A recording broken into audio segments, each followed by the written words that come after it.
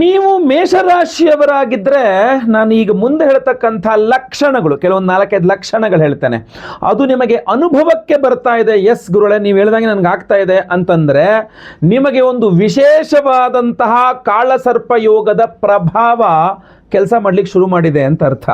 ವೀಕ್ಷಕರೇ, ಕಾಳಸರ್ಪ ಯೋಗ ದೋಷದಲ್ಲಿ 12 ವಿಧದ ಕಾಳಸರ್ಪ ಯೋಗ ದೋಷಗಳಿರುತ್ತೆ. ಮೇಷರಾಶಿಯವರಿಗೆ ನಿಮ್ಮ ರಾಶಿಯಿಂದ 11ನೇ ರಾಶಿಯಲ್ಲಿ ರಾಹು, 5ನೇ ರಾಶಿಯಲ್ಲಿ ಕೇತು ಗ್ರಹ ಇದ್ದಾನೆ. 11ನೇ ರಾಶಿಯಲ್ಲಿ ರಾಹು, 5ನೇ ಮನೆಯಲ್ಲಿ ಕೇತು ಇದ್ದಾಗ ಆ ಕಾಳಸರ್ಪ ದೋಷಕ್ಕೆ ನಾವು ವಿಷಧರ ಕಾಳಸರ್ಪ ಯೋಗ ಅಂತ ಕರಿತೇವೆ.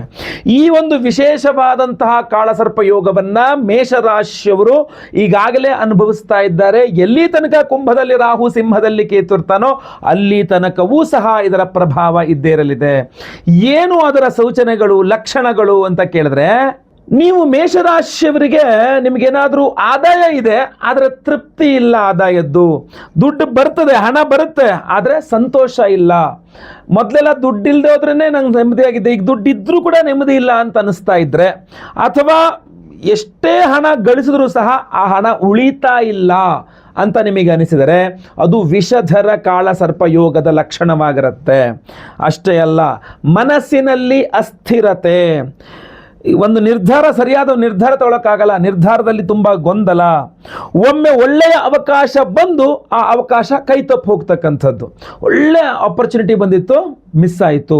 ಅದು ಮದುವೆ ಆಗಿರಬಹುದು, ವಿಚಾರದಲ್ಲಾಗಿರಬಹುದು, ಉದ್ಯೋಗದ ವಿಚಾರದಲ್ಲಿ, ಬಿಸ್ನೆಸ್ ವಿಚಾರದಲ್ಲಿ, ಯಾವುದೇ ಒಂದು ವಿಚಾರದಲ್ಲಿ ಒಳ್ಳೆ ಆಪರ್ಚುನಿಟಿಗಳೇ ಕೈಗೆ ಬಂದಿದ್ದು ಬಾಯಿಗೆ ಬರ್ದಂಗೆ ಆಗೋಯ್ತು. ಅದು ಹೆಂಗೆ ಅದು ಮಿಸ್ ಆಯಿತು ಅಂತಲೇ ಗೊತ್ತಾಗ್ತಾ ಇಲ್ಲ ಅಂತ ನೀವು ಮೇಷರಾಶಿಯವರಾಗಿ ಹಿಂಗಾಗಿದ್ರೆ ನಿಮಗೆ ವಿಷಧರ ಕಾಳಸರ್ಪ ಯೋಗ ದೋಷದ ಪ್ರಭಾವ. ಇನ್ನು ಮೂರನೇದಾಗಿ, ಸಂತಾನ ಹಾಗೂ ವಿದ್ಯಾಭ್ಯಾಸದ ವಿಚಾರದಲ್ಲಿ ಸ್ವಲ್ಪ ಸಮಸ್ಯೆ ಆಗ್ತಕ್ಕಂಥದ್ದು. ಅಂದರೆ ಮಕ್ಕಳ ವಿಷಯದಲ್ಲಿ ಚಿಂತೆ ಅಥವಾ ವಿಳಂಬ. ನಿಮಗೆ ಸಂತಾನ ಅಂತಂದಾಗ ಅಂದರೆ ನೀವು ಮೇಷರಾಶಿಯ ಗಂಡ ಅಥವಾ ಹೆಂಡತಿ ಇನ್ನೂ ಮಕ್ಕಳಾಗಿಲ್ಲ ಅಥವಾ ಮಕ್ಕಳಿಗೋಸ್ಕರ ಪ್ರಯತ್ನ ಮಾಡ್ತಾ ಇದ್ದೀರಾ, ಸಕ್ಸಸ್ ಆಗ್ತಾ ಇಲ್ಲ ಅಂತಾದರೆ, ಮಕ್ಕಳ ವಿಷಯದಲ್ಲಿ ವಿಳಂಬ ಆಗ್ತಾ ಇದೆ, ಕನ್ಸೀವ್ ಆಗ್ತಾ ಇಲ್ಲ, ಮೇಷರಾಶಿ ವಿಷಧರ ಕಾಳಸರ್ಪ ಯೋಗ ದೋಷ ಕೆಲಸ ಮಾಡ್ತಾ ಇದೆ. ಆಲ್ರೆಡಿ ಮಕ್ಕಳಿದ್ದಾರೆ, ಮಕ್ಕಳ ವಿಚಾರದಲ್ಲೇ ತುಂಬ ಟೆನ್ಷನ್ ಆಗ್ತಾ ಇದೆ, ವಿಷಧರ ಕಾಳಸರ್ಪ ಯೋಗ ದೋಷ ಕೆಲಸ ಮಾಡ್ತಾ ಇದೆ. ಅಷ್ಟೇ ಅಲ್ಲ, ವಿದ್ಯಾರ್ಥಿಗಳಾಗಿದ್ದೀರಿ ನೀವು ಮೇಷರಾಶಿಯರು, ಕಾನ್ಸಂಟ್ರೇಷನ್ ಮಾಡೋಕ್ಕಾಗ್ತಾ ಇಲ್ಲ, ಆ ಕಾನ್ಸಂಟ್ರೇಷನ್ ಪವರ್ ತುಂಬ ಕಡಿಮೆ ಆಗ್ತಾ ಇದೆ ಅಂತಂದರೆ ವಿಷಧರ ಕಾಳಸರ್ಪ ಯೋಗ ಕೆಲಸ ಮಾಡ್ತಾ ಇದೆ ಅಂತ ಅರ್ಥ. ಅಷ್ಟೇ ಅಲ್ಲ, ಈ ಸ್ನೇಹಿತರ ಮೂಲಕ ಲಾಭ ಬರ್ತಕ್ಕಂಥದ್ದು ನೀವು ವಿಷಧರ ಕಾಳಸರ್ಪ ಯೋಗ ದೋಷದಲ್ಲಿ ಕಾಣ್ಬೋದು.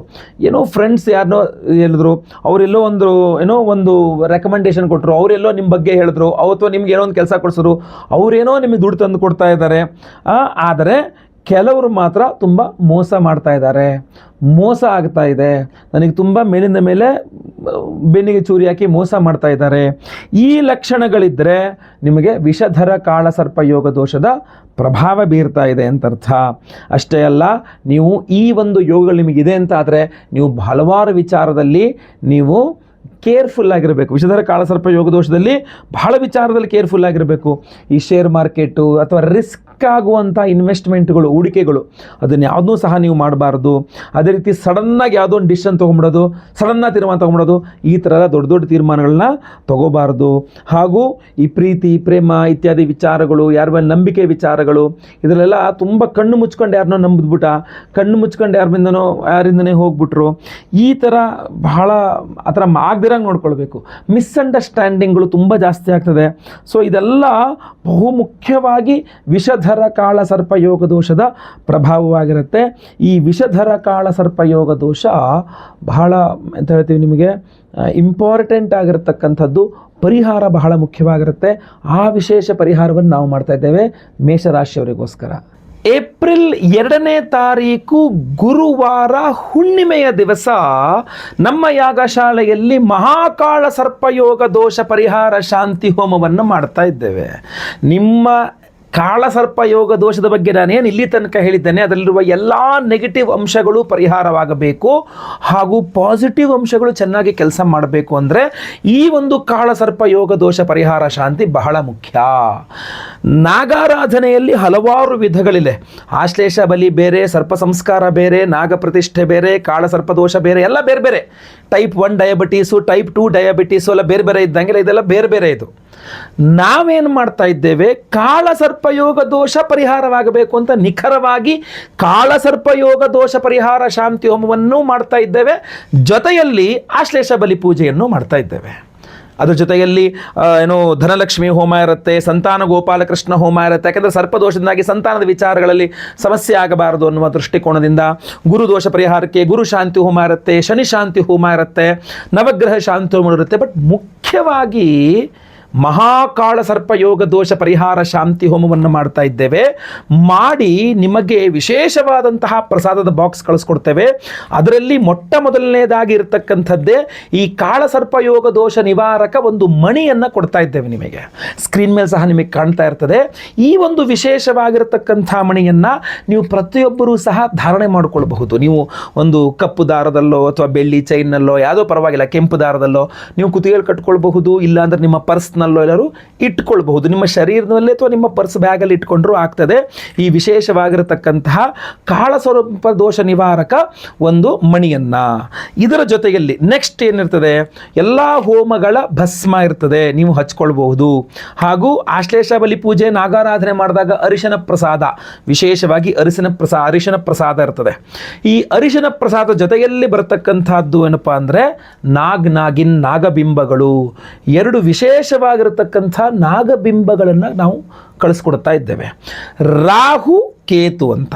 ಸೊ ರಾಹುಕೇತು ಗ್ರಹಗಳೇ ಕಾಳಸರ್ಪಯೋಗ ದೋಷ ಸೂಚಕಗಳಾದ್ದರಿಂದ ಈ ನಾಗಿನ್ ಬಿಂಬಗಳನ್ನು ನಿಮ್ಮ ಕೈ ಸೇರಿದ ನಂತರ ಯಾಕೆಂದರೆ ನಿಮ್ಮ ಹೆಸರಲ್ಲಿ ಲೈವಲ್ಲಿ ನಿಮ್ಮ ಹೆಸರು ಬಳಕೆ ಸಂಕಲ್ಪ ಆಗೋದು ನೀವು ನೋಡಬಹುದು. ಎಲ್ಲ ಹೋಮಗಳು ಲೈವ್ ಇರ್ತದೆ. ಎಲ್ಲ ಹೋಮಗಳ ಭಸ್ಮ ನಾಗಾರಾಧನೆ ಜೊತೆಗೆ ಎಲ್ಲ ಪ್ರಸಾದ ಜೊತೆಗೆ ಈ ನಾಗಿನ್ ನಿಮಗೆ ಏನು ಕಳಿಸ್ಕೊಡ್ತೇವೆ, ಇದು ಪೋಸ್ಟ್ ಮೂಲಕ ಬಂದು ನಿಮಗೆ ಸೇರ್ತದಲ್ಲ, ಸೇರಿದ ಮರುದಿನ ಬೆಳಗ್ಗೆ ಎದ್ದು ಸ್ನಾನ ಆದ ನಂತರ ಈ ನಾಗಿನ್ ಬಿಂಬಗಳನ್ನು ಅಂಗೈಯಲ್ಲಿ ಇಟ್ಕೊಳ್ಳಿ. ₹1 ಒಂದು 6 ಕಾಯಿನ್ ಇದರಲ್ಲಿ ಇಟ್ಕೊಳ್ಳಿ. ₹1 ₹2 ಒಟ್ಟು ಒಂದು 6 ಕಾಯಿನ್ ಇದರೊಳಗಡೆ ಇಟ್ಕೊಳ್ಳಿ. ಮುಷ್ಟಿ ಕಟ್ಟಿಕೊಂಡು 6 ಬಾರಿ ನಿಮ್ಮ ತಲೆಗೆ ಹೀಗೆ ನಿವಾಳಿಸ್ಬಿಟ್ಟು ಇದನ್ನು ನಿಮ್ಮ ಮನೆ ಹತ್ತಿರ ಇರುವ ದೇವಸ್ಥಾನದ ಹುಂಡಿಯಲ್ಲಿ ಹಾಕ್ಬಿಟ್ರೆ ಆಯಿತು. ಯಾವ ದೇವಸ್ಥಾನ ಆದರೂ ಪರವಾಗಿಲ್ಲ. ಕೆಲವರು ಹೇಳ್ತಾರೆ, ಗುರುಳೆ ನಮ್ಮ ಮನೆ ಹತ್ರ ಈಶ್ವರಂದಿದೆ, ಆಯಿತು. ಸುಬ್ರಹ್ಮಣ್ಯ ಓಕೆ, ವೆಂಕಟೇಶ್ವರ ಓಕೆ, ಯಾವ ಅಮ್ಮನವರ ದೇವಸ್ಥಾನ, ಯಾವ ದೇವಸ್ಥಾನ ಆದರೂ ಪರವಾಗಿಲ್ಲ. ನಿಮ್ಮ ಮನೆಯ ಬಳಿ ಇರತಕ್ಕಂಥ ದೇಗುಲದಲ್ಲಿ ನಿಮ್ಮ ಕೈಯಿಂದ ನಾಗಿನ್ ಬಿಂಬಗಳು ₹1 6 ಕಾಯಿನು ನೀವು ಅಳಿಸ್ಬಿಟ್ಟು ಆ ಹುಂಡಿಲಿ ಹಾಕ್ಬಿಟ್ರೆ ಮುಗೀತು, ಫಿನಿಶ್. ನೋಡಿ, ನಿಮ್ಮ ಹೆಸರಿನಲ್ಲಿ ಹೋಮ ಆಗ್ತದೆ. ಲೈವ್ ಆಗಿ ನಿಮ್ಮ ಹೆಸರು ಹೋಮ ಸಂಕಲ್ಪ ಆಗುವಂಥದ್ದು ನೀವು ನೋಡಬಹುದು. ಎಲ್ಲ ಹೋಮಗಳನ್ನು ಲೈವ್ ನೋಡ್ತೀರಾ. ಎಲ್ಲ ಹೋಮಗಳ ಭಸ್ಮ ನಾಗಾರಾಧನೆ ಅರಿಶಿನ ಪ್ರಸಾದ ಜೊತೆಗೆ ವಿಶೇಷವಾಗಿರತಕ್ಕಂಥ ಈ ಒಂದು ಕಾಳಸರ್ಪ ಯೋಗ ದೋಷ ನಿವಾರಕ ಒಂದು ಮಣಿಯನ್ನು ಸಹ ನಿಮಗೆ ಕೊಡ್ತಾ ಇದ್ದೇವೆ. ಅದನ್ನು ನೀವು ಧಾರಣೆ ಮಾಡ್ಕೊಳ್ಳೋಕ್ಕೆ. ಹಾಗೂ ನಾಗಿನ್ ಬಿಂಬ ಸಮರ್ಪಣೆ ಅಂತ, ನಾಗಿನ್ ಬಿಂಬಗಳು ನಿಮ್ಮ ಕೈಯಾರೆ ನೀವೇ ದೇವಸ್ಥಾನದ ಹುಂಡಿಯಲ್ಲಿ ಹಾಕ್ಬಿಡ್ತೀರಾ ಆ ಒಂದು 6 ಕಾಯಿನ್ ಜೊತೆಗೆ ಅಂದಾಗ ಕಾಳಸರ್ಪ ಯೋಗ ದೋಷ ನಿವಾರಣೆ ಆಯ್ತಲ್ಲ, ಸಂಪೂರ್ಣವಾಗಿ ಅದ್ಭುತ ಆಯ್ತಲ್ಲ. ಎಲ್ಲ ಹೋಮಗಳ ಭಸ್ಮ ನಾಗಾರಾಧನೆ ಅರ್ಶನವನ್ನು ಡೈಲಿ ಹಣೆಗೆ ಹಚ್ಕೊಳ್ತಾ ಇದ್ದೀರಾ. ಕಾಳಸರ್ಪ ಯೋಗ ದೋಷ ಸಂಪೂರ್ಣ ಹಾಗೆ ಅದು ನೀವು ಇದು ತುಂಬ ಕಡಿಮೆ ಆಗಿಬಿಡ್ತದೆ. ಸೊ ಅದರ ದುಷ್ಪ್ರಭಾವಗಳೆಲ್ಲ ಕಡಿಮೆ ಆಗಿಬಿಡುತ್ತೆ, ಸಂಪೂರ್ಣವಾಗಿ ಅನುಕೂಲ ಆಗುತ್ತೆ ನಿಮಗೆ. ಸೊ ಸ್ಕ್ರೀನ್ ಮೇಲೆ ಕಾಣ್ತಾ ಇರ್ತಕ್ಕಂಥ ನಂಬರ್ಗೆ ಬೇಗ ನಿಮ್ಮ ಹೆಸರು ಗೋತ್ರ ಗೊತ್ತಿದ್ರೆ, ನಕ್ಷತ್ರ ಗೊತ್ತಿದ್ರೆ, ರಾಶಿ ಗೊತ್ತಿದ್ರೆ ಬೇಗ ವಾಟ್ಸಪ್ ಮಾಡ್ಕೊಳ್ಳಿ. ಅವತ್ತಿನ ದಿವಸ ನಾನೇ ಲೈವಲ್ಲಿ 2ನೇ ತಾರೀಕು ಬೆಳಗ್ಗೆ ಲೈವಲ್ಲಿ ನಾನೇ ಖುದ್ದು ನಿಮ್ಮೆಲ್ಲರ ಹೆಸರು ಸಂಕಲ್ಪ ಮಾಡ್ತೇನೆ. ಎಲ್ಲ ಹೋಮಗಳನ್ನು ನಿಮ್ಮ ಹೆಸರು ಲೈವಲ್ಲಿ ಸಂಕಲ್ಪ ಆಗೋದು ನೀವು ನೋಡಬಹುದು. ಎಲ್ಲ ಹೋಮಗಳನ್ನು ಲೈವ್ ನೋಡಬಹುದು. ಎಲ್ಲ ಪ್ರಸಾದ ನಿಮಗೆ ಸ್ಪೀಡ್ ಪೋಸ್ಟ್ ಮೂಲಕ ನಾವು ಕಳಿಸಿಕೊಡ್ತೇವೆ. ನಿಮ್ಮ ಕೈಲಿ ಪ್ರಸಾದ ಸಿಕ್ಕ ನಂತರ ನೀವು ಅದನ್ನು ತಲೆಗೆ ನೀವು ಮಾಡಿಸ್ಬಿಟ್ಟು ದೇವಸ್ಥಾನದ ಹುಂಡಿಲಿ ಹಾಕ್ಬಿಟ್ರೆ ಆಗೋಯ್ತು, ಸಿಂಪಲ್. ಸೊ ಬೇಗ ನಿಮ್ಮ ವಿವರಗಳನ್ನು ಸ್ಕ್ರೀನ್ ಮೇಲೆ ಕೊಡೋ ನಂಬರ್ಗೆ ಬೇಗ ವಾಟ್ಸಪ್ ಮಾಡ್ಕೊಳ್ಳಿ. ಏನಾದರೂ ವಿಚಾರ ಇದ್ದರೆ ಕಮೆಂಟ್ ಮಾಡಿ, ಖಂಡಿತವಾಗಿ ಕಮೆಂಟ್ಸ್ನ ಓದ್ತಾ ಇರ್ತಾನೆ. ನಮಗೆ ವಾಟ್ಸಪ್ ಅಥವಾ ಕಾಲ್ ಮಾಡಲಿಕ್ಕೆ ಮರಿಬೇಡಿ. ವಿಡಿಯೋ ಇಷ್ಟ ಆದರೆ ದಯವಿಟ್ಟು ಲೈಕ್ ಮಾಡಲಿಕ್ಕೆ ಮರಿಬೇಡಿ. WhatsApp, Facebook, messenger, Telegram, Instagram ಎಲ್ಲ ಕಡೆ ಸಾಮಾಜಿಕ ಜಾಲತಾಣಗಳಲ್ಲಿ ಶೇರ್ ಮಾಡಲಿಕ್ಕೆ ದಯವಿಟ್ಟು ಮರಿಬೇಡಿ. ಸಬ್ಸ್ಕ್ರೈಬ್ ಮಾಡ್ಕೊಳ್ಳಿ, ಚಾನಲ್ ಸಬ್ಸ್ಕ್ರೈಬ್ ಮಾಡ್ಕೊಳ್ಳಿ. ಇನ್ಸ್ಟಾಗ್ರಾಮ್, ಫೇಸ್ಬುಕ್ಕಲ್ಲಿ ಪೇಜ್ ಫಾಲೋ ಮಾಡಲಿಕ್ಕೆ ಮರಿಬೇಡಿ. ಮುಂದಿನ ವಿಡಿಯೋದಲ್ಲಿ ಮತ್ತೆ ಪುನಃ ಸಿಗ್ತೇನೆ. ಎಲ್ಲರಿಗೂ ಸಹ ಒಳ್ಳೆಯದಾಗಲಿ. ಲೋಕ ಸಮಸ್ತ ಸುಖಿನೋ ಭವಂತು.